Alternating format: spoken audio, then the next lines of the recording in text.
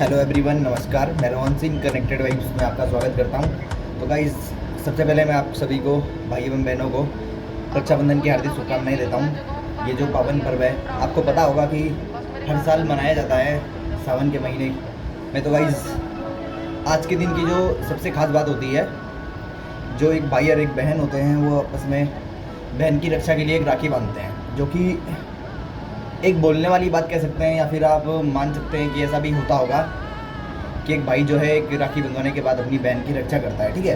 तो गाइस, इस देश में काफ़ी सारी बहनें हैं हमारी और काफ़ी सारे भाई भी हैं। तो गाइस, जैसे आप अपनी बहन की रक्षा के लिए राखी बंधवाते हो, उनकी रक्षा करने के लिए, तो गाइस मैं कहना चाहता हूँ कि जिस प्रकार से आप अपनी बहन की रक्षा करना चाहते हैं और अपनी बहन की रक्षा करते हैं गाइस, उसी प्रकार से आपको अपने आसपास में जो भी बहनें होती हैं, या फिर आप कह सकते हैं लड़कियां होती है, उनका भी कोई ना कोई भाई होता होगा, वो भी किसी को राखी बांधती होंगी, जिसके उनको आप छेड़खानी करते हैं। तो गाइस, ये बिल्कुल भी समाज के लिए बहुत बुरी बात है। और ये राखी बांधने का जो त्यौहार है, ये बेसिकली इसी पर्पज़ से बांधा जाता है कि आप किसी की बहन के साथ कुछ करने से पहले सबसे पहले अपने ओर झांकिए, और ये जो रक्षाबंधन आप मनाते हैं, अपनी बहन से जो राखी बंधवाते हैं, उसका भी ध्यान रखिएगा किसी और की बहन को देखने से पहले। तो गाइस, सबसे पहले जो मेन बात है, आजकल देश में काफ़ी सारी चीज़ें सुनने को मिल रही हैं हमें, जैसे कि अभी आपको पता है एक डॉक्टर थी जिनके साथ काफ़ी गलत हुआ। अभी देहरादून में भी काफ़ी सारी चीज़ें सुनने को मिल रही हैं। तो गाइस, इसके ऊपर हम अगर एक पोस्ट इंस्टाग्राम पे डालते हैं, या फिर फेसबुक में कोई पोस्ट कर रहे हैं, या फिर हम कुछ कर रहे हैं, तो इससे कुछ नहीं होने वाला है, जो कि मुझे लगता है। क्योंकि दिन ब दिन लोग सरकार में जो, या फिर आप कह सकते हैं सरकार से भी हटके, हम सरकार को नहीं दोष दे सकते हैं इसके लिए, क्योंकि सरकार कोई ठोस कदम नहीं उठा रही है। इस चीज़ की गलती सरकार की हो सकती है, लेकिन जो दुष्कर्म करता है इंसान, उसका अपना माइंड सेट होता है, वो जो भी गलत सोचता है या फिर जैसी उसकी परवरिश होती है, उस प्रकार से काम करता है। ठीक है। तो सबसे मेन बात है, अगर हम अपने आप को, अपने घर से अपनी बहनों को, अपने भाइयों को अगर पहले से ही अच्छी शिक्षा प्रदान करेंगे, उनको बताएंगे किस प्रकार से जो कि ये समाज है हमारे लिए किस प्रकार से अच्छा और किस प्रकार से बुरा है, ये सारी जानकारी अगर उनको देंगे बचपन से ही, तो क्या पता ये आने वाली चीज़ें हैं जो आगे जाके, अगर आपका बालक या आपकी बालिका बड़ी होती है, तो कुछ गलत करने से पहले 100 बार सोचेंगी। और उससे पहले मैं आपको बताना चाहूँगा, जो लोग ऐसा गलत कर्म करते हैं, इनके ऊपर जो सरकार की सबसे बड़ी राय है, आप इनको जेल में डालिएगा। क्या हो जाएगा जेल में डालने से? कुछ भी नहीं। जितना मुझे लगता है, अगर आप जेल में डालने से किसी को, और इनकी जो तस्वीरें मैं चेक कर रहा था कल, पोस्ट पे मेरे पास फीड में आई थी, तो मैं बताना चाहूँगा कि अगर आप उनकी शक्ल नहीं दिखा सकते हैं, तो आपका क्या, किसी को कोई दोषी है जो कि आप उसकी फेस नहीं उसका रिवील कर रहे हैं और हमको पता नहीं चल रहा है कौन है, तो गाइस, नाम देखने से कोई जानकारी हमको हासिल नहीं होगी। और ऐसे लोगों को तो मैं साफ बोलना चाहूँगा कि ऐसे लोगों के लिए आप जो मर्जी जैसा कदम उठाएं, सरकार आपके ऊपर जो भी कदम उठाइए, हम आपके साथ हमेशा हैं और आपके साथ ही रहेंगे। इसके साथ साथ जो ऐसा गलत कर्म करता है, उसको आप, मैं तो ये कहता हूँ अपनी तरफ से, जो मेरी पर्सनल राय है, किसी ने अगर ऐसा किया है, उसको आप ऑन द स्पॉट जो उसके साथ करना चाहे वो कर सकते हैं। बेसिकली जो उसके आगे की लड़ाई है, वो तो गाइस अभी भी चल ही रही है। जो भी प्रकार से चलता है अपने देश में, वो सारा चीज़ें चल रही है। लेकिन सबसे मेन बात है, ये काम जो रुक नहीं रहा है, इसका सबसे मेन जड़ है हमारे कानून जो कि सख्त नहीं है इस चीज़ के ऊपर। अगर मैं कहता हूँ कि आप कोई दोषी है, उसको सज़ा देने के लिए जेल में बंद कर रहे हैं, और 10 साल बाद, 5 साल बाद वो छूट के बाहर आ जा रहा है, तो क्या आप कह सकते हैं जेल में रहने से उसकी माइंड सेट है जो उसका, वो चेंज हो जाएगा? या फिर उसका जो दिमाग है, जो उसके दिमाग में भरा हुआ कुछ भी है, वो आप चेंज कर पाएंगे एक जेल में ले जाने के बावजूद?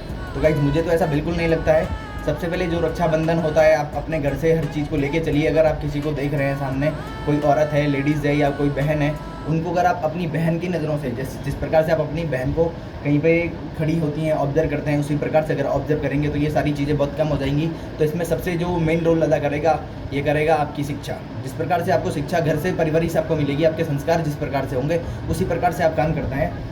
आज का जो रक्षाबंधन का त्यौहार है, इसमें आप एक शपथ जरूर लेना कि जो भी आज के बाद आप कहीं पे किसी के साथ गलत होते हुए देखेंगे, किसी बहन के साथ, किसी दूसरे की बहन के साथ, अपनी बहन के साथ, तो खैर आप वैसे भी बहुत तेज़ हैं।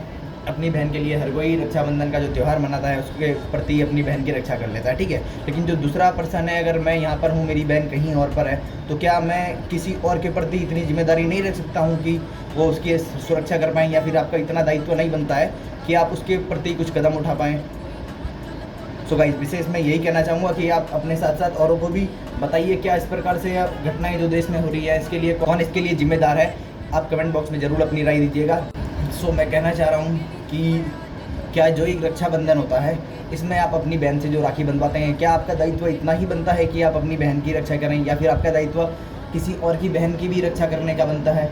तो गाइज़ ये जो विशेष इसी कारण से देखिए, अगर आपको लगता है कि ये मेरी बहन नहीं है या फिर ये कौन है मैं नहीं जानता हूँ, अगर आप इन चीज़ों पे भरोसा करते हैं तो सबसे मेन बात मैं आपको बताना चाहूँगा कि कर्मा विल बी बैक। अगर आप कुछ गलत होते हुए अपने सामने देख रहे हैं या फिर आपके सामने कुछ ऐसा हो रहा है जो आपको गलत लग रहा है, तो आप उसके लिए आवाज़ उठाइए, जिसके चक्कर से अगर आप आवाज़ उठाएंगे तो क्या पता कोई आपसे सीखेगा, कोई आपसे सीखता है। तो जाहिर सी बात है, अगर आपने किसी को कुछ समझाया है, आपके सामने कुछ ऐसा हुआ है जिससे किसी ने प्रेरणा ली है, जो सीखना चाहेगा उसको भी हिम्मत मिलेगी आपके इस कर्म से। तो गाइस मैं यही कहना चाहूँगा, अपनी बहन के साथ साथ हमारा भी दायित्व ये भी बनता है कि हम आसपास में जो हमारी समाज में महिलाएं हैं, हमारी बहनें हैं, उनकी भी हम सुरक्षा पे ध्यान। क्या रक्षाबंधन हमारा इसलिए होता है कि हम एक दिन राखी बंधवा कर, मिठाई खाकर, आपस में प्यार प्रेम से रहकर अपना जो रक्षाबंधन है इसको मनाएं, या फिर कुछ इसका दूसरा भी पर्पज हो सकता है। देखा जाए तो मैं जो मेरा मानना है पर्सनली, जो मुझे लगता है, तो ये रक्षाबंधन का जो त्यौहार होता है, सबसे पहले हमें हमारा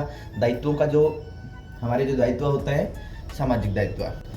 तो क्या आप लोगों को लगता है कि हम एक अपनी सगी बहन से राखी बंधवा कर जो उसकी रक्षा जीवन भर कर सकते हैं? क्या पता कोई ऐसी जगह हो जहाँ पर आप अवेलेबल ना हो और आपके वहाँ पर रहने के चांसेस भी कम हो। तो ऐसी स्थिति में अगर आपने राखी बंधवाई है तो आप उनकी जाहिर सी बात है मदद नहीं कर पाएंगे। तो मैं ये मेन बात कहना चाहूँगा, वो ये कहना चाहूँगा कि हम जो ये रक्षाबंधन का त्यौहार होता है, ये हमारे जीवन में जो हमारे सामाजिक दायित्व होते हैं उस पर हम किस प्रकार से काम कर सकते हैं, इसके लिए भी हमें यादगार बनाता है और हमें सिखाता है कि आप अपनी बहन से जिनसे राखी बंधवा रहे हैं, उसकी तरह आपकी देश में बहुत सारी बहनें हो सकती हैं जिनके साथ अगर कुछ गलत आपके सामने हो रहा है तो आप उसके लिए आवाज़ उठा सकते हैं, उनकी हेल्प कर सकते हैं। और साथ ही साथ अभी देश में कुछ इस प्रकार की चीज़ें चल रही है हमें जो नज़र आ रही हैं, जिनके बारे में मैं बात नहीं करना चाह रहा था, लेकिन मुझे कहना पड़ रहा है क्योंकि अभी देहरादून में भी कुछ चीज़ें ऐसी सुनने में आ रही हैं हमारे। तो इसके उपलक्ष्य में मैं ये कहना चाह रहा हूँ, अगर आपकी अपने घर में बहन है जिनसे आप राखी बंधवा रहे हैं, तो क्या आपको लगता है जो दूसरे सामने आपकी स्त्री खड़ी है या फिर कोई लड़की खड़ी है, क्या वो आपकी बहनें नहीं है? अगर वो आपकी बहनें नहीं है, फिर भी वो किसी की तो बहन होगी, किसी को तो उसने आज के दिन में राखी बांधी होगी। अगर वो वहाँ पे अवेलेबल नहीं है तो आप उसकी ना अवेलेबिलिटी का फ़ायदा उठाते हुए आप उसको कुछ भी कहेंगे, आप उसके साथ कुछ भी करेंगे, आप उससे गलत तरीके से बात करेंगे, है ना? तो हमारा सबसे जो रक्षाबंधन का सबसे प्रथम दायित्व और कर्तव्य बनता है, हमारा रक्षाबंधन जो हमको सिखाता है वो यही सिखाता है कि अगर आप मार्केट में कहीं भी समाज में आपके सामने कोई ऐसा काम हो रहा हो जिसमें आपको लगे ये सही नहीं है, अगर मेरी बहन इसकी जगह होती तो ये तरीका सही नहीं होता किसी सामने वाले का बात करने का, समझिए आप किसी भी चीज़ का समझिए, तो आपको इस चीज़ को लेकर थोड़ा जागरूक होना पड़ेगा और अपने लिए स्टैंड उठाना पड़ेगा और अपने पूरे देश के बहनों के लिए स्टैंड उठाना पड़ेगा। यही मैं कहना चाह रहा था। लेकिन इसके उपलक्ष्य में अभी सरकार के भी कुछ नियम ऐसे हैं जो हमें नहीं समझ में आते हैं, क्योंकि काफ़ी चीज़ें ऐसी हैं, किसी की ज़िंदगी ख़राब हो जा रही है और आप केवल उनको 5 साल के लिए सज़ा दे रहे हैं, जो कि मैं बिल्कुल भी इसके पक्ष में नहीं रहूँगा, क्योंकि हो सकता है गलती किससे हो गई जिसको पता नहीं होता है कुछ भी। लेकिन अगर आप जानबूझ के गलती कर रहे हैं और आप 5-10 साल के लिए सज़ा काट के वापस अपने देश में आराम से घूम पा रहे हैं, तो ये मैं अपने देश की सरकार का एक नाकामी इसको कह सकता हूँ अपनी तरफ से। बाकी आपकी राय जो भी हो इस विषय में आप मुझे कमेंट बॉक्स में सजेस्ट कर सकते हैं। जय हिंद, जय भारत, जय उत्तराखंड।